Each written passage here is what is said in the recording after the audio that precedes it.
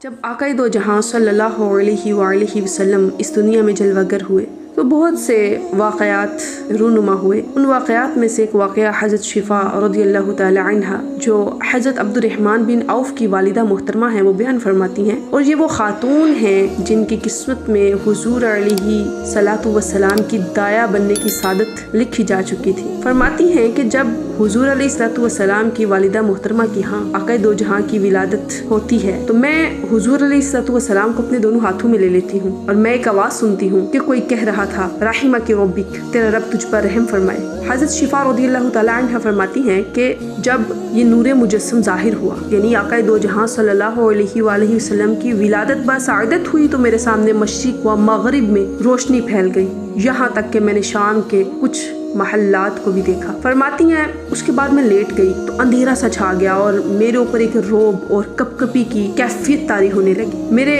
Right side پہ دائیں جانب ایک روشنی ہوئی تو میں نے کسی کہنے والے کو سنا، وہ پوچھ رہا تھا آئین ذہبت بی، تم اس بچے کو لے کر کہاں گئے تھے؟ اس کو آگے سے جواب ملا میں انہیں لے کر مغرب کی طرف گیا تھا۔ پھر وہی اندھیرا، وہی روب اور وہی لرزہ مجھ پر لوٹ آیا اور میری بائیں جانب سے روشنی نمودار ہوئی۔ میں نے پھر سنا کوئی پوچھ رہا تھا تم اسے کدھر لے کر گئے تھے؟ تو دوسرے نے جواب دیا میں انہیں مشرق کی طرف لے کر گیا تھا، اب دوبارہ نہیں لے کر جاؤں گا۔ حضرت شفا فرماتی ہے میرے دل میں یہ بات ہمیشہ رہی، لیکن جب اللہ رب العزت نے آقائے دو جہاں صلی اللہ علیہ وآلہ وسلم کو مبعوث فرمایا تو میں وہ خاتون تھی یا میں ان لوگوں میں سے تھی جو سب سے پہلے حضور علیہ الصلوۃ والسلام پر ایمان لے کے آئے۔